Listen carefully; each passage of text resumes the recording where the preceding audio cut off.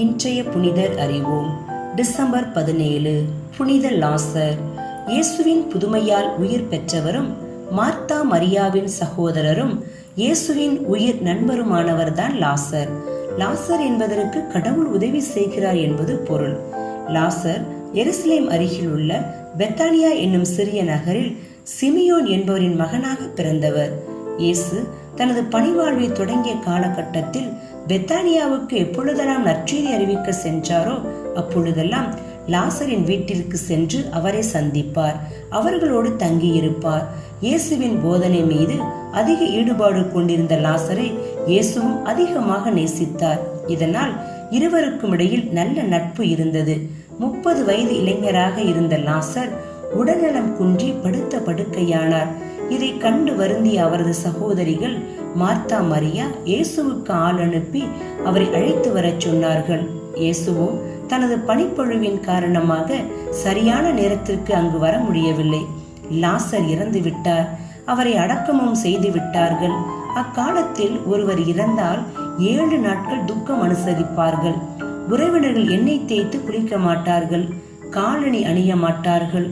7 நாட்களுக்கு பிறகு 30 நாட்கள் தொடர்ச்சியாக துக்க நாட்களாகவே கருதி வந்தார்கள். அந்த நாட்களில் உறவினர்கள் துக்கம் விசாரிக்க வந்து கொண்டே இருப்பார்கள். இப்படிப்பட்ட ஒரு சூழலில் தான் இயேசுவும் நேரடியாக லாசரின் கல்லறைக்கு செல்லுகிறார். இன்று நாம் காணும் கல்லறை போல் அல்ல இயேசுவின் காலத்தில் உள்ள கல்லறைகள். அவைகள் பாறைகளை குடைந்து 6 அடி நீளமும் 9 அடி அகலமும் 10 அடி உயரமும் உள்ள குகையாக இருக்கும். ஒரு குகையில் 8 பேரை அடக்கம் செய்வார்கள். கல்லறை குகையை ஒரு பெருங்கல்லால் மூடி வைப்பார்கள். இயேசு லாசரின் கல்லறை அருகில் வந்ததும் கல்லறையின் வாயிலில் உள்ள அந்த கல்லை அகற்றச் சொல்லுகிறார். இதை கேட்டு லாசரின் சகோதரிகள், லாசர் இறந்து 4 நாள் ஆயிற்று, நாற்றம் அடிக்குமே என்று கூறினார்கள். ஆனால் இயேசுவோ லாசரே வெளியே வா என்று அழைக்கிறார். உடனே லாசரும் தன் உடம்பில் சுற்றப்பட்ட வெள்ளை துணியோடு உயிருடன் வெளியில் வருகிறார். இந்த புதுமையை கண்ட லாசரின் சகோதரிகளும் மக்களும் மகிழ்ந்து இன்னும் அதிகமாக இயேசுவை பின்பற்ற ஆரம்பித்தார்கள். எனவே பரிசேயர்களும் தலைமை குருக்களும் தலைமை சங்கத்தை கூட்டி இயேசுவை கொலை செய்ய விரைந்து திட்டம் தீட்டினார்கள். இயேசு உயிர்ப்பித்த அவரது நண்பர் லாசர் பாஸ்கா விழாவிற்கு 6 நாட்களுக்கு முன்பு இயேசுவோடு அமர்ந்து உணவு உண்டார். லாசரை பார்க்க மக்கள் கூட்டம் வர ஆரம்பித்ததால் லாசரையும் கொன்றுவிட வேண்டும் என்று தலைமை குருக்கள் முடிவு செய்தார்கள். ஆனால் இயேசுவின் சிலுவை மரணத்திற்கு பிறகு லாசர் சிரியாவுக்கு புனித பேதுருவுடன் பயணித்தார் என்று சொல்லப்படுகிறது.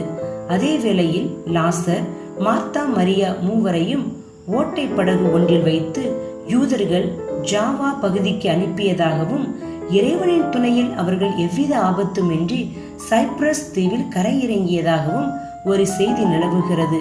புனித பவுலும் பர்னபாசும் லாசரை கிதியோன் என்னும் இடத்திற்கு முதல் ஆயராக நியமித்தார்கள். மக்களுக்கு கடவுளின் அன்பையும் இறைமகனின் அன்பையும் வெளிப்படுத்தி வாழ்ந்த லாசர் தமது 60வது வயதில் இறந்தார். பேரரசர் 4ஆம் சிங்கராயர் கிபி 890ஆம் ஆண்டு ஒரு பேராலயத்தையும் ஒரு துறவு மடத்தையும் நிறுவினார். அந்த ஆலயத்தில் சைப்ரஸ் தீவில் இருந்த லாசரின் திருப்பண்டங்கள் கொண்டு வந்து வைக்கப்பட்டன. புனிதரிடமிருந்து கற்போம். நாம் எல்லோருமே ஏதோ ஒரு நேரத்தில் இறந்து மறு உயிரை பெற்றிருப்போம். நாம் பெற்ற அந்த உயிரை பலரது வாழ்வில் ஒளியேற்ற பயன்படுத்துவோம்.